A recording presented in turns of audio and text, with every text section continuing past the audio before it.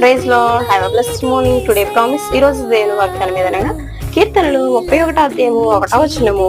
యెహోవా నీ శరణు చొచ్చి ఉన్నాను, నన్నెన్నడూ సిగ్గుపడనీయకుము, నీ నీతిని బట్టి నన్ను రక్షింపుము. దేవుని పక్షులకు దీవించి ఆశీర్వదించును గాక.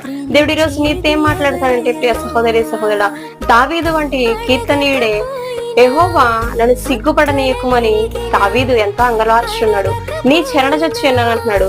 నీవు మనుషుల చరణ చొచ్చి ఉన్నావా ప్రియ సహోదరి సహోదరుడే? మనుషులను ఆశ్రయించుతున్నావా?